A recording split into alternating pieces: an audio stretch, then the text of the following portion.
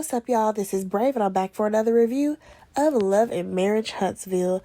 This is Season 6, Episode 20, and the episode is titled Sex, Lies, and Videotape. Let's jump right into the episode.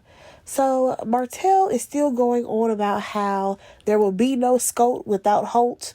Put some respect on his name, as well as Melody's, because at the end of the day, the Scotts wouldn't have what they have today if it was not for them. Now, we can all agree that is absolutely true, because if it was not for Melody and her idea to even have a TV show and reaching out to Carlos, these people would not have the opportunities that they have now. So according to Martell, he knows that talking to Marceau will get him absolutely nowhere. And after he says his little speech, because, Martell was over there really hot, okay? The man was about to blow a gasket, okay? And he's saying all his speech or whatever. And when he wraps it up, Chris Fletcher is just like, okay, Mayweather, are you going to fight this man or not? Nonetheless, I understand why he is so angry. I really do. Because for some reason, the Scotts are really feeling themselves right now. I really think that Tisha and Marceau think that they are the top dogs of this show ever since Mel and Martell are no longer together. So now they think that they're in that number one spot. Now, personally, I absolutely think that it's crazy the way the Scotts are trying to diminish everything that Mel and Martell have done in the past. It's very strange to me. I know that Martell, he don't have a lot going on right now, but you cannot say the same thing about Melody. Not at all. Now, let's go ahead and move on over to Tisha, because Tisha is with her daughters, Macy and Mila, and when I tell you these kids, they are definitely Marceau's children. That is all I'm going to say. Nonetheless, they have launched these girls' hair care line, and now they have to package all these orders. I think they got 170-something orders. Now, according to Tisha, they have been working on this for 4 to 5 years now. Do I believe that Tisha has really been working on this for 4 to 5 years? Not really, especially considering these girls are, 11 and 8 years old? So you mean to tell me you thought about this project when one of them was 6 years old and the other was 3? Okay, Tisha, I'm just going to let you do your thing.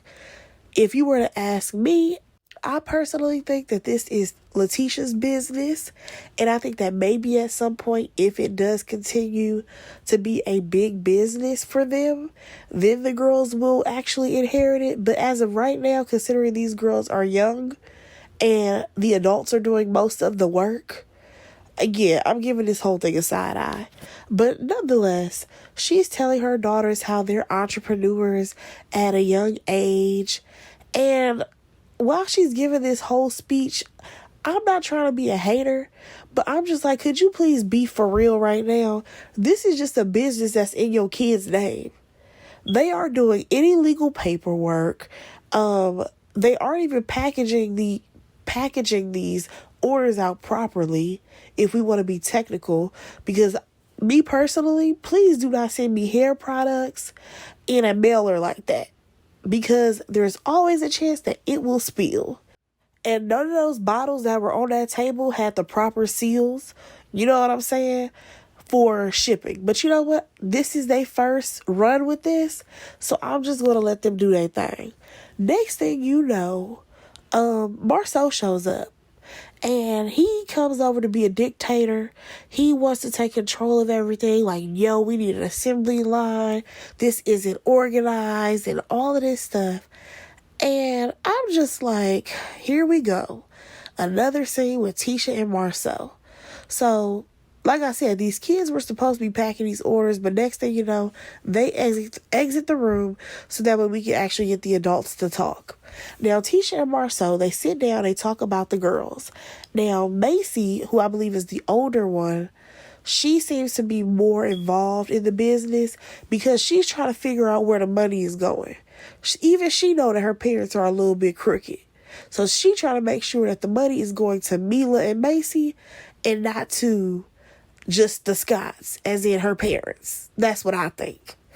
Now, Marceau, he feels like these girls need to be more hands-on because it's their company. They are 11 and 8 years old. What are you talking about? Like, I don't think they want to package orders. I think they want to go watch Raven's Home. Let's be honest. Like, I just wonder. Sometimes when these people, they create these businesses for their children or whatever, is this even really what your child wants? Or is this something that you thought of that can be extremely lucrative at some point? Because I don't care what they talking about. This business sound like this is all Tisha's business. Now, they sit there and talk about the town hall and how it was just a bunch of negative feedback. And I'm just like, yeah, it may have been negative feedback, but it was also a lot of valid points that was said. Let's not negate that and leave that out. So, Marceau, you already know he feeling a way about Stormy because Stormy came in and she didn't hug him and that she set the tone. You know, he feels like the way she was calling him out of his name, that's an issue. Now, we did not see this, but we do get to see the flashback of Tisha meeting up with Stormy. And Stormy, she felt like both of them were throwing digs at each other. I feel like that's exactly what happened. They were both throwing digs at each other. You know what I'm saying? And it was just a nasty battle between these two. And it was very unnecessary, if we're being honest. Now, Stormy, she says that she won't call Marceau a bitch anymore out of respect for Tisha. Now, Marceau, he's like, listen, no woman is going to call someone a bitch in a business meeting. Well, here's the thing. Was that really a business meeting? It really wasn't. Like, that was a couple of friends getting together to say what they did not like about something that y'all threw. I don't think Stormy is looking at this as business, but it's business to you. Now, according to Marceau, he says that he doesn't, how did he phrase it? I think he was saying something along the lines of gender has no role in business. And I'm just like, y'all, this is the same man who did not want his wife to work because he felt like women's places are actually at home raising them kids. So I'm not taking anything Marceau is saying to heart. Absolutely not. So Marceau, he feels like he did nothing wrong in that situation with Stormy and that he was not poking the bear. You absolutely were. Now, here's my thing. Stormy did not give you a hug when she first got there. However, this is also the first time that she is seeing you since the Expo. Okay, fine. You did not want to hear her suggestions. You cut her off. You diminished what she had to say. Let's stop acting like you did nothing, Marceau. So, Tisha, she's like, so you don't care that this is going to cause issues between me and the girls, because Marceau, he basically don't want her to be friends with Stormy no more. And he says that he doesn't value that relationship. I said, I'm pretty sure those were the same things that he said about Melody in season 1. I'm pretty sure. So, here's my thing. You're saying that you don't value, a friendship with Stormy, but at the end of the day, when she came through to help y'all because y'all did not have a big enough name in the city for people to show up to your Expo, she was good enough then. Goodbye, Marceau. So let's go ahead and move on to Kimmy. She's meeting up with her friend Andrea. And y'all, honestly, I'm over Kimmy. Like, sure, she gave her friend the rundown about what her and Maurice previously talked about, but I'm tired. I'm extremely tired of this storyline. I do not care about you and your husband not sleeping together. I really don't care at this point. What else do you have going on? Where is your son, Jalen? Where'd that go? Because the last time that we saw Kimmy's son, that boy was, I don't want to call him boy, that man was extremely emotional about the fact that his mom was diagnosed with cancer. And we did not get to see him do anything with his mother after that. Now, I kind of feel like the reason why we have not seen him around is because throughout Kimmy's journey, with cancer, it seems like everything was about how Maurice had to be so involved and how Maurice had to take her to the hospital. Maurice. She's so busy worried about Maurice. And I'm just like, okay, but what about your son? Have you checked in on him?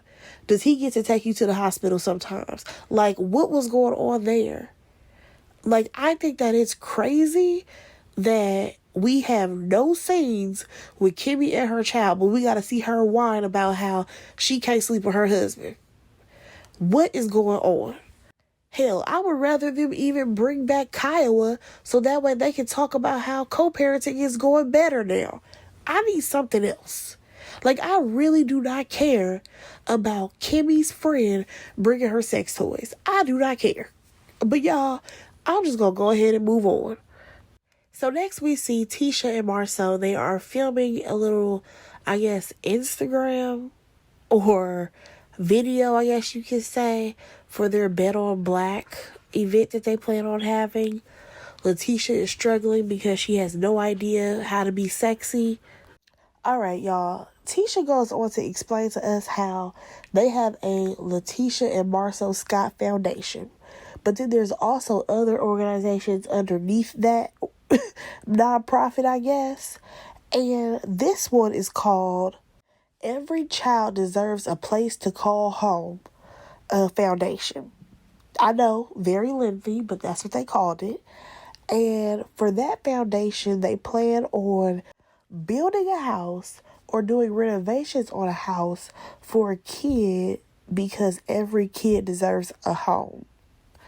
I'm going to need for them to work on all of that because it sounds way too lengthy. And also, I'm just like, why are we making this about kids as if kids are the ones who have to pay mortgage? Like, I get where you trying to go with this, but it just ain't really aligning with me. Like, can't you just say that you guys are working on providing adequate living spaces for underserved people in the community? Like, I'm just trying to rephrase that so it doesn't sound the way it sounds. But nonetheless, we see them struggle through getting their lines down and saying it on camera, and they finally end up getting it together. Now, let's go ahead and move on to this conversation between Martell and Marceau. So, Marceau, he feels like the Fletchers, they got things all wrong and they're spreading misinformation.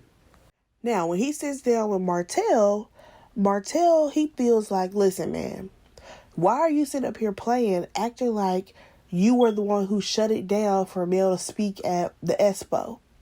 Like, stop trying to make it seem like, because she has this t-shirt business, I didn't want her to speak at the Expo. No, y'all were practically begging her to speak, but she turned y'all down. Now, out of nowhere, Chris Fletcher, he calls because he's putting a for sale sign outside of Martell's place right now. And I'm just like, didn't you just tell this man that you sold this place?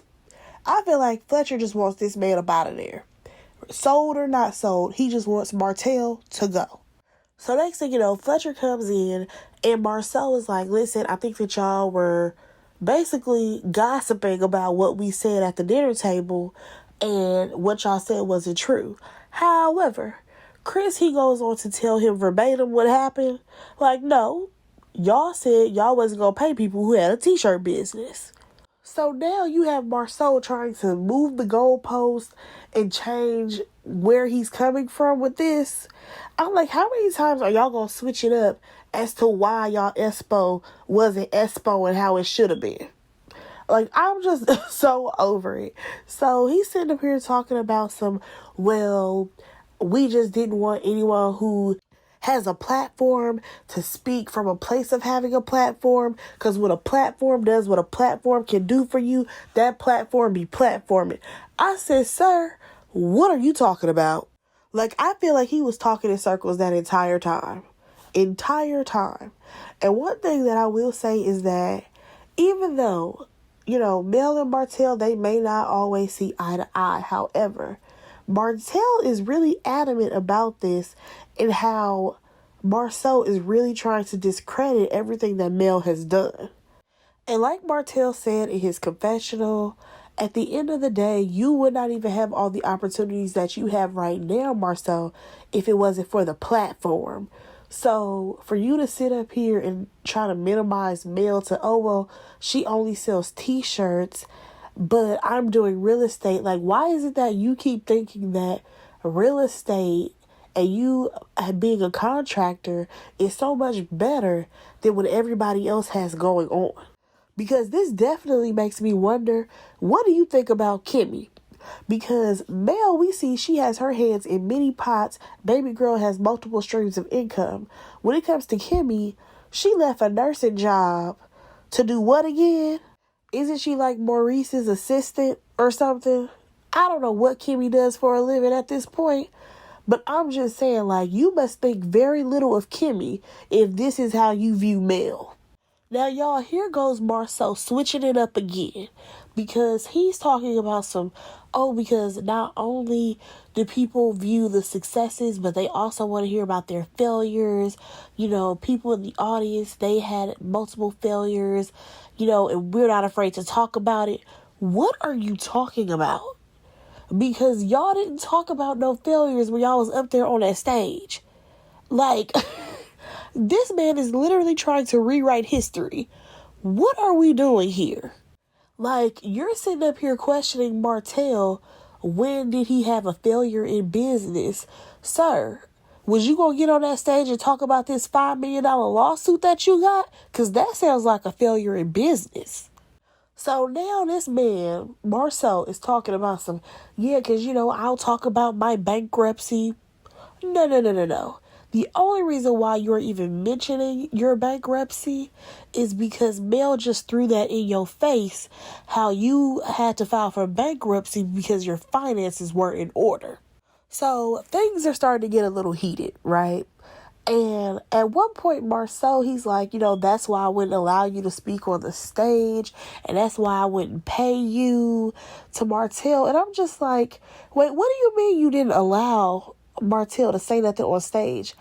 I thought he just sat there because we all know that Martell is not a good public speaker. So again, we have Marceau going on and on about how, Mel and Martell, they never mentioned their failures. And I'm just like, well, did you and Letitia up there? What was Kimmy's failure? What was Maurice's failure? Besides the fact that he learned how to do credit repair, which seems to me ain't that hard. And he tried to make it seem like it was the greatest thing that ever happened in the world. Like, please let me know, what were the failures that y'all were facing? Now, y'all, Martell, he ends up bringing up how they started Scope. Oh, why he do that? Because Marceau is trying to make it seem like they had the company name Scope for name only, and the Holtz had nothing to do with the business.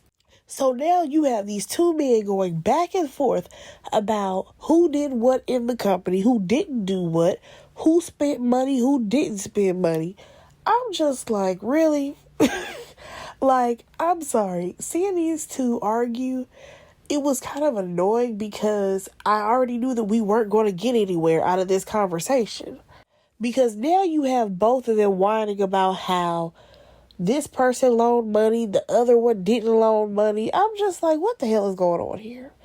Because honestly, I feel like when Martell may have gotten a loan from Marceau, if he did, it was probably right after that divorce with Melody.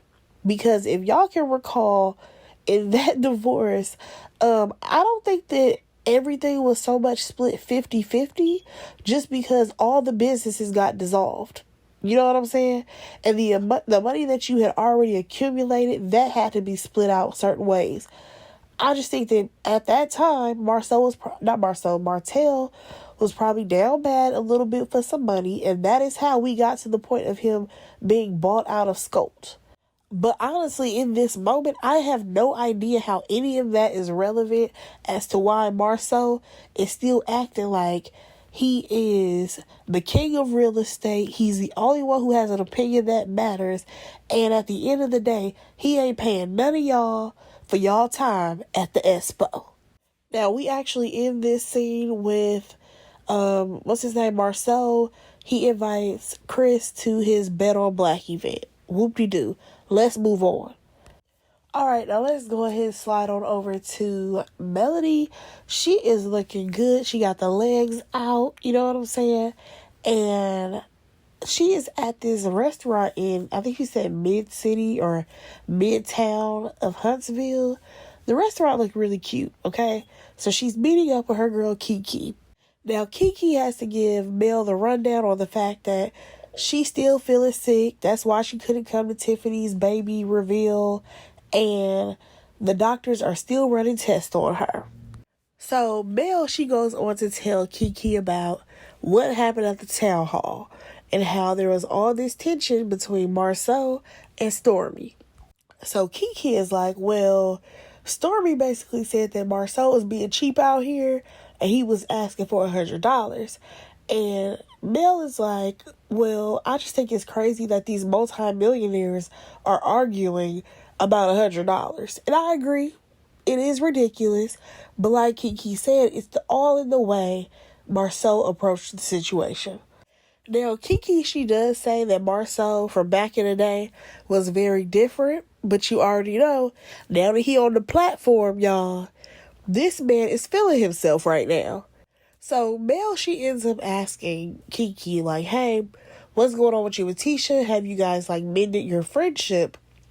And Kiki is like, yeah, I think we going backwards because there's a lot of stuff going on. Now, I'm thinking that she's going to say it's a lot of stuff going on between her and Tisha that's pushing them back. However, this is what she got to say. Marceau has supposedly had an affair. He hooked up with 2 other women and they basically had a threesome, right? Who these women are, I don't know, but Mel seemed to know who they were. So hopefully we will get more information when the show comes back next week.